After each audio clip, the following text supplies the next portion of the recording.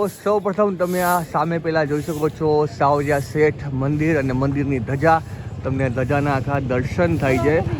અને હવે તમને જે બતાવું છું કે કઈ જગ્યાએ તમારે રહેવાનું છે, બરાબર છે. જો આ સામે તમે જોઈ રહ્યા છો ને, એ મેન એન્ટ્રી ગેટ છે.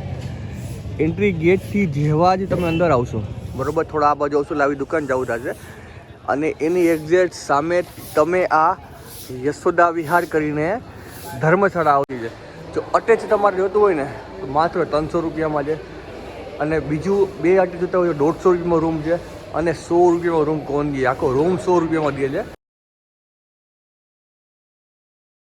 ગુડ મોર્નિંગ ગાઈસ, મહાદેવ હર, જય સાવરિયા શેઠ. તો લાસ્ટ વિડીયોમાં તમે જોયું કે મેં તમને દર્શન કરાવ્યા રાજસ્થાનનું પ્રસિદ્ધ મંદિર એટલે કે સાવરિયા શેઠ મંદિર, જે મંડપિયા ગામમાં આવેલું છે. અને ચિત્તોડગઢથી તમને ડાયરેક્ટ બસ નથી મળતી, પણ મંડપિયા લગી આવવા માટે ચોરાય લગી તમને બસ મળે છે, જેથી તમને મંડપિયા આવવાનું રહે છે.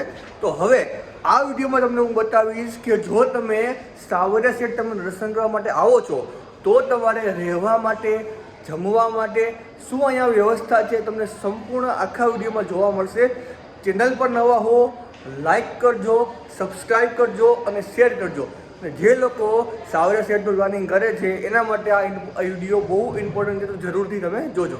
તો સૌ પ્રથમ તમે આ સામે પહેલાં જોઈ શકો છો સાવરિયા શેઠ મંદિર અને મંદિરની ધજા. તમને ધજાના આખા દર્શન થાય છે. અને હવે તમને જે બતાવું છું કે કઈ જગ્યાએ તમારે રહેવાનું છે, બરાબર છે. જો આ સામે તમે જોઈ રહ્યા છો ને, એ મેન એન્ટ્રી ગેટ છે. એન્ટ્રી ગેટથી જેવા જ તમે અંદર આવશો, બરાબર, થોડા આ બાજુ આવશો એટલે આવી દુકાન જવું થશે.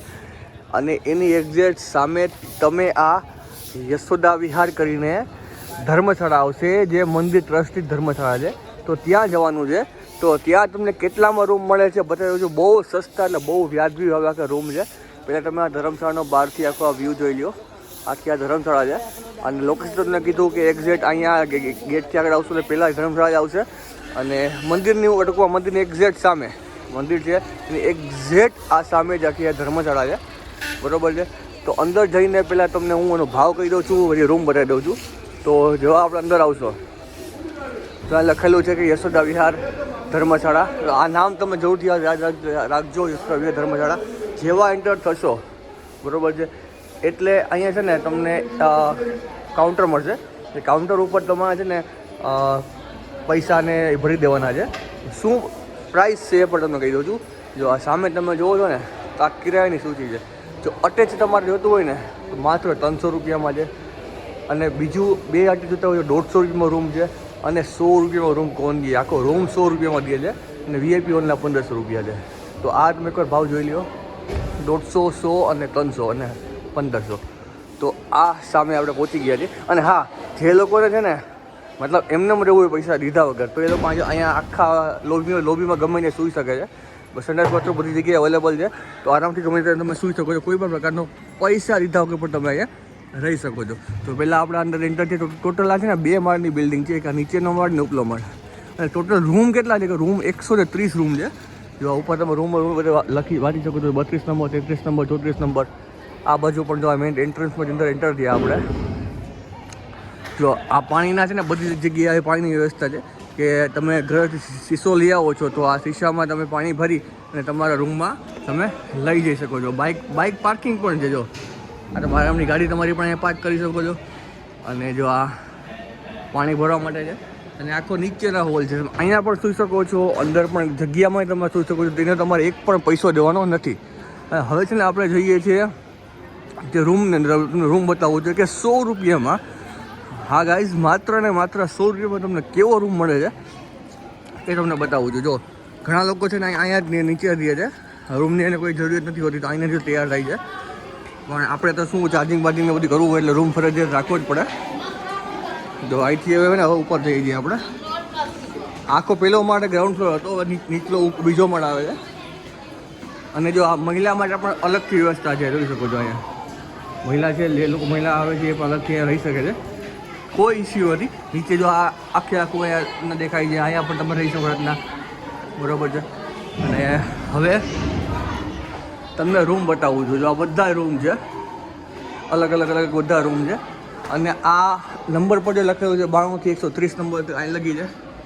જ્યાં બીજો માળ આવી ગયો છે અને એસીવાળા રૂમ પણ છે, તમે જોઈ શકો છો એસીવાળા રૂમ પણ છે, વિન્ડો એસીવાળા. અને આ નીચે આખું પ્રસાદનું છે અને આ બાજુ જોઈ લો આખે આખું મસ્ત દેખાઈ જાય યાર.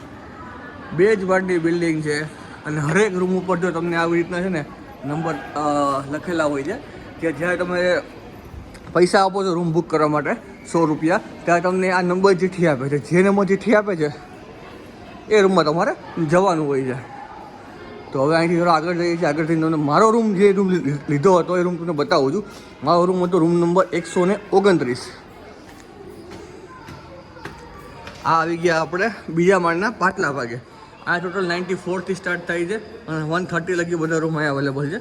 અને નીચે છે ને નીચે બાથરૂમ સંડાસ છે, ઉપર અહીંયા પણ બાથરૂમ સંડાસ છે. જો આ રૂમ નંબર હતો 130 બરાબર છે. આપણો રૂમ નંબર હતો 129 એટલે 129 રૂમ નંબર છે. તો હવે ખોલીએ છીએ અને બતાવું છું તમને રૂમ કેવો મળે છે 100 રૂપિયામાં. માત્ર 100 રૂપિયામાં રૂમ તમને કેવો મળે છે. જો આ ચાવી છે બરાબર, ખોલીએ છીએ આપણે. પણ તાળું જે છે તાળું એ તાળું તમારે કાં ઘરથી લેવું પડશે, કાં તમને તાળું અહીંયા માત્ર ને માત્ર 10 રૂપિયામાં તાળું ભાડે મળશે. જે આ ધર્મશાળા છે એમાં તાળું નથી આપતા, તાળું તમારે કાં ઘરથી લેવું પડશે કાં તમને 10 રૂપિયામાં ભાડે મળે છે. તો એને ચાવીથી તાળું ખોલીએ છીએ આપણે. ખોલીએ છીએ, ખુલ જા. સેમ 100 રૂપિયામાં કેવો રૂમ હોય છે ગાઈસ, જોઈ શકો છો. તો આ 100 રૂપિયાનો રૂમ છે, બહુ જોરદાર કહેવાય કે 100 રૂપિયામાં તમને ડબલ બેડ દે છે. પહેલાં તો ખરાબ હશે કપડાં આપણા આઈસા મારા, કારણ કે હજી હું સવારે ઉઠી અને ફ્રેશ થઈને જ આખો વિડીયો બનાવું છું. જો આ અલગ તમને રૂમ મળે છે આવો મસ્ત. જો આ બેડ તમે કમ્પ્લીટ આવી રીતે બેડ પાછળ હતો બરાબર છે. આખો બેડ જોરદાર, અને આવા બેડ તમને ગાદલા જોરદાર મળે છે. અને પંખો પણ ફૂલ, પંખો પણ ફૂલ જોરદાર હોય છે. 2 લાઇટ ઉપર આપે છે, એટલે એક લાઇટ અહીંયા છે બરાબર છે. અને બીજી વસ્તુ તમને બતાવું તો જો અહીંયા છે ને તમને કબાટ પણ આપેલો છે, જ્યાં તમે તમારો સામાન પણ રાખી શકો છો. યાર જોરદાર કહેવાય યાર. આ કબાટમાં તમે તમારો સામાન પણ પૂરેપૂરો રાખી શકો છો.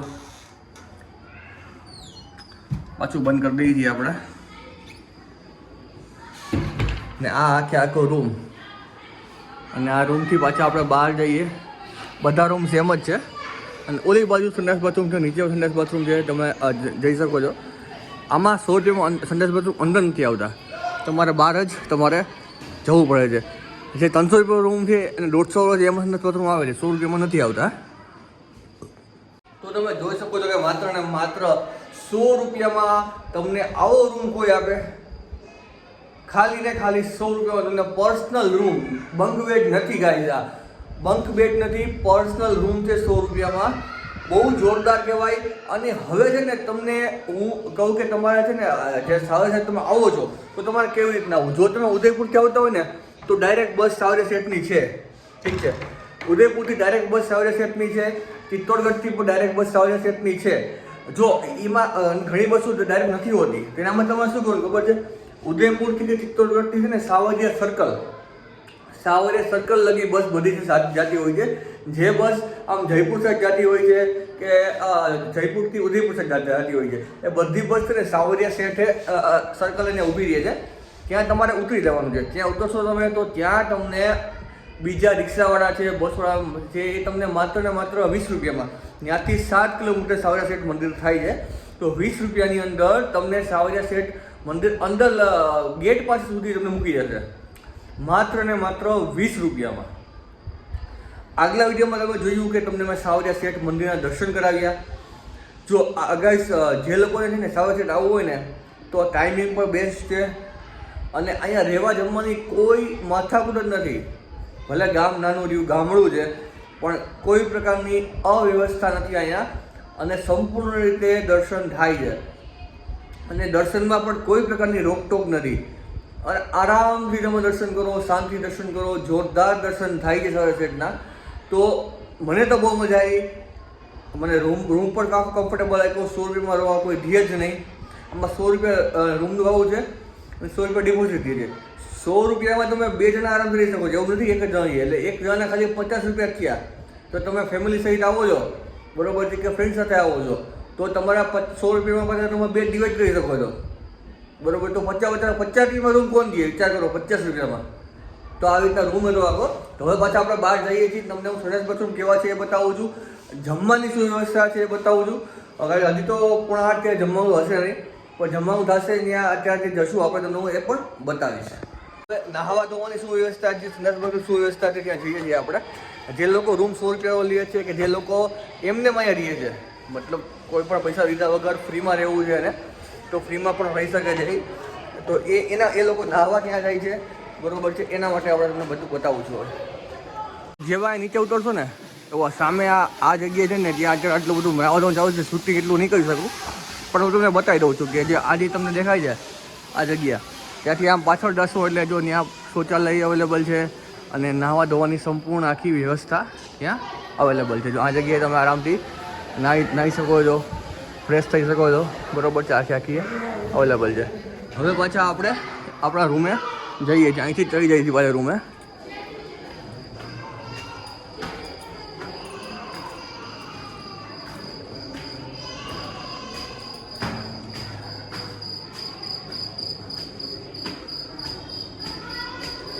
પાછા આપણે ઉપર આવી ગયા છે. આ બીજા માળે પર પાણીની વ્યવસ્થા પૂરેપૂરી છે, અને પાણી ઠંડુ પાણી હો, સાદું પાણી નહીં, ઠંડુ પાણી છે અહીંયા મસ્ત. તો પાણી તો અહીં શાંતિથી પી શકો છો, અને ઉપરથી આખો આ વ્યૂ. જે લોકો છે ને આવી રીતના રૂમ નથી લેતા, પણ એનો સામાન ક્યાં રાખવો એને જે જોવું હોય ને, તો જો અહીંયા લોકર પણ આપેલા છે. તાવું તમારે જાતે લેવાનું છે, ત્યાં લોકર જોઈ શકો છો.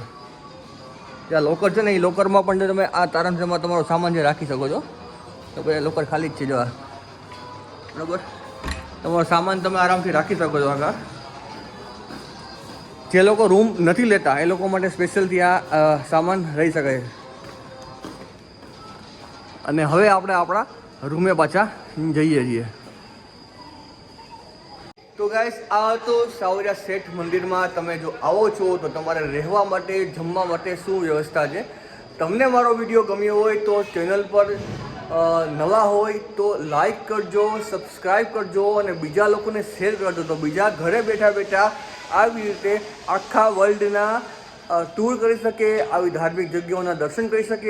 તો ગાઈસ, હવે આપણે એ જગ્યાએ જાય છીએ કે જે જગ્યાએ તમે સાવરિયા શેઠ આવો છો તો તમારે સસ્તામાં તમને ભોજન ક્યાં મળે છે. સસ્તું એટલે સાવરિયા શેઠનું ટ્રસ્ટનું ભોજનાલય છે, માત્ર ને માત્ર 40 રૂપિયામાં એ અનલિમિટેડ જમાડે છે, અને એ જોરદાર. તો ત્યાં જઈને તમને બતાવું છું, અને એ પણ તમને આખું સીન બતાવીશ. અત્યારે મારા રૂમેથી પાછું બેગ રાખીને હું જાઉં છું જમવા માટે. 11:30 જેવું થયું છે. સ્ટાર્ટ થઈ ગયું હોય તો ઠીક છે, નહીં થયું હોય તો થોડીક રાહ જોવી પડશે આપણે. છે ને આવી રીતના બહાર નીકળશો તમે તો સામે તમે ધર્મશાળાથી બહાર નીકળશો, સામે ત્યાં મંદિર છે.